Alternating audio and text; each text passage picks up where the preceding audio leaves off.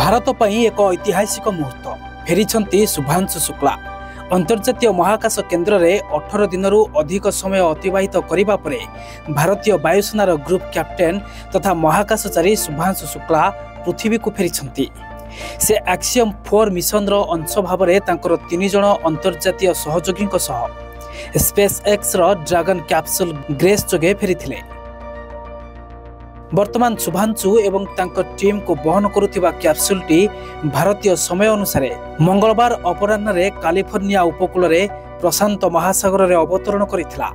तेबे तांको परिवार और देशवासी निकट रे से पहुंचीबाकू आउ किछि समय लागिबो। स्प्लैश डाउन परे उद्धारकारी दल सेमानकू स्वतंत्र हेलिकॉप्टर जोगे बाहर को आनिबे। एहा परे शुभांशु एवं तांको साथी मानकू डाक्तरी निरीक्षण कराजिबो एवं सेमाने पृथ्वीर माध्याकर्षण सहित पुणी थरे अभ्यस्त हेबा पई एक 7 दिनिया पुनर्वास रे रहिबे। एही ऐतिहासिक मिशन समय रे शुभांशु आईएसएस रे 60 रु अधिक वैज्ञानिक परीक्षण सफलतार सह संपन्न करिसंती। एथिरे इसरो द्वारा परिचालित 7टी माइक्रोग्राविट परीक्षण मध्य शामिल रहिछि।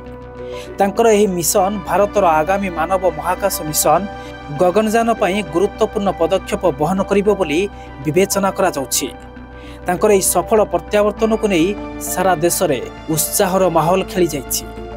ब्यूरो रिपोर्ट समाज लाइव।